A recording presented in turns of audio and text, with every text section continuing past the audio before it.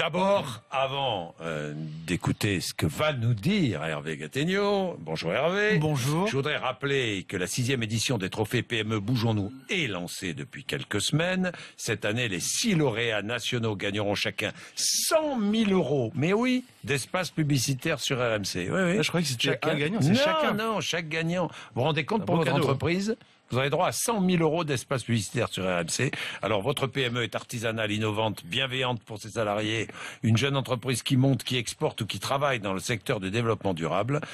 Elle fait bouger la France. Vous voulez la valoriser? C'est pas compliqué. Vous participez au trophée PME. C'est pas compliqué pour participer. Vous allez sur le site rmc.fr et vous trouverez toutes les explications voulues. 8h22. Hervé Gattegno est avec nous. Hervé, 685 000 lycéens sont en train de plancher, ça y est. Première épreuve du bac, la philosophie.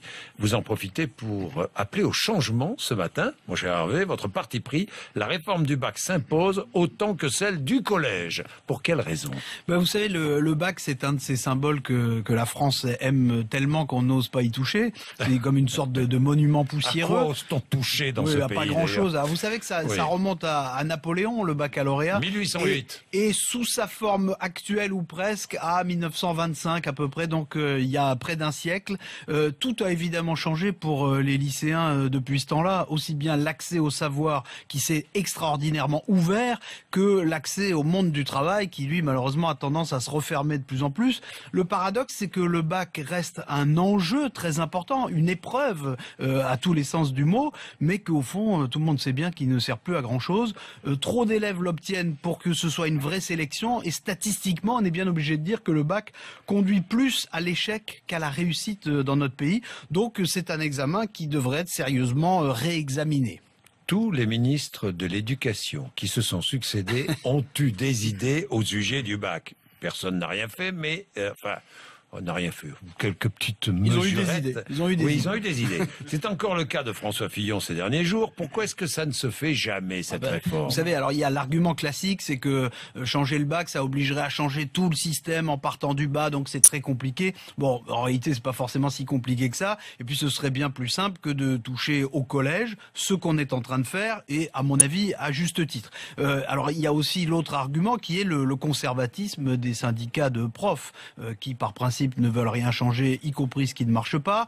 Il y a aussi la contradiction des familles qui est réelle. Les familles savent bien que le bac ne mène pas à grand-chose, pour pas dire à rien, mais qui se disent qu'il faut que quand même leurs enfants l'aient par sécurité. Alors au passage, et puis le symbole est extrêmement fort. Bien sûr. Alors au passage, il faut savoir que ça fait exploser le chiffre d'affaires des cours de soutien privé pour aider les enfants dont les parents sont inquiets à avoir le bac. Alors face à toutes ces résistances qui se conjuguent, malheureusement, on est obligé de dire que c'est le plus souvent la frilosité et la démagogie qui l'emportent chez les gouvernements. C'est ce qui fait que les ministres planchent, ils révisent, ils phosphorent et ils finissent par rendre copie blanche. Oui, il y a une réforme qui a été faite, c'est celle du bac professionnel. En 3 ans, près d'un tiers des candidats sont issus de cette voie.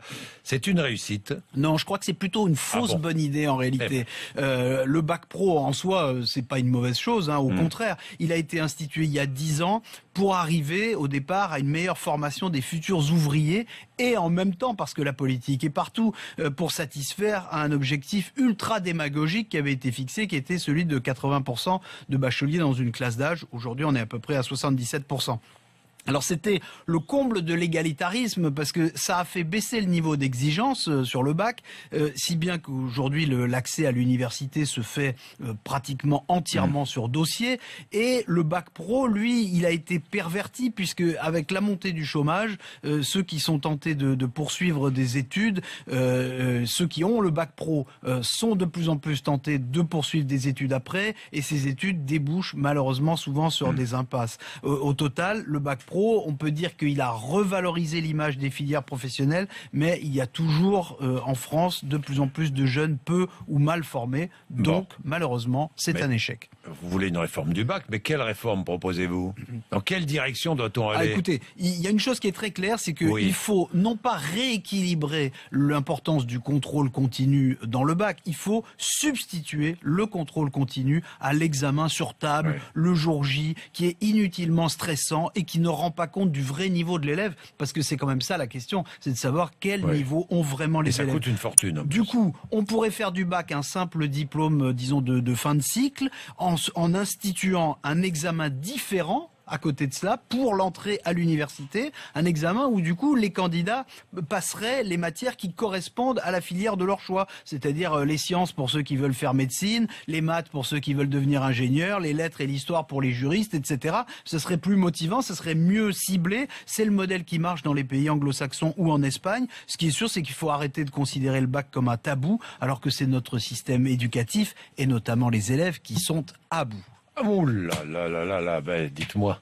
Bien, qu'en pensez-vous? Faut pas se louper. 32-16, comment? Faut pas se louper sur la chute. Faut pas se louper. Non, faut pas se louper sur la chute. Merci. Ni sur le début d'ailleurs.